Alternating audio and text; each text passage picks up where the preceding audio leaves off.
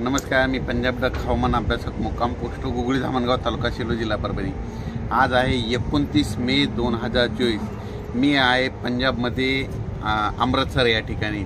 अमृतसर या ठिकाणी तर सांगू इच्छितो, या ठिकाणी आल्याच्या नंतर वाघा बॉर्डरच्या इथं तापमानाची नोंद जवळपास 52° होतं, म्हणजे इतकं तापमान होतं। तर हे तापमान आता आज अमृतसर या ठिकाणी नोंदलं गेलेलं आहे। तर तुम्हाला एक सांगू इच्छितो, अशीच परिस्थिती आपल्या महाराष्ट्राकडे देखील अनेक 2-4 वर्षामध्ये उद्भवणार आहे। एकंदरीत परिस्थिती बघायची झाली तर राज्यामध्ये मान्सून म्हणजे केरळमध्ये मान्सूनला 31 आणि 1 तारखेला चांगलं पोषक वातावरण तयार झालेलं आहे आणि पोषक वातावरण राहील। त्याच्यामुळं आपल्या इकडं पाऊस चांगल्या तऱ्हेने पडणार आहे म्हणून हा अंदाज लक्षात येता।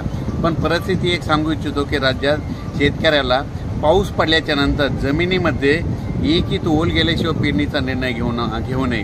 कारण की जोपर्यंत शेतात पाऊस पडल्याच्या नंतर शेतात जायचं, कुदळीमध्ये खोदल्याच्या नंतर जमिनीतली ओल तपासायची, एक जर ओल गेली तर तुम्ही पेरणीचा निर्णय घेऊ शकता। परत तुम्हाला एक सांगू इच्छितो, राज्यात एकंदरीत परिस्थिती बघितली तर राज्यामध्ये म्हणजे चांगल्या स्वरूपाचं वातावरण आहे, हे देखील तुम्हाला सांगू इच्छितो।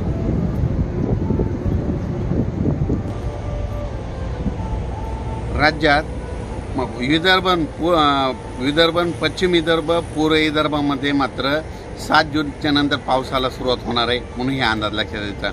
पण एकंदरीत राज्यात 1 तारखेला फक्त सातारा, सांगली आणि कोकणपट्टी भागामध्ये पाऊस पडणार आहे म्हणून हा शेतकऱ्यांनी अंदाज लक्षात घ्यावा।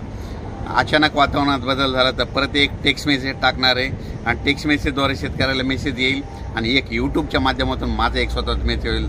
थांबतो। जय हिंद, जय महाराष्ट्र।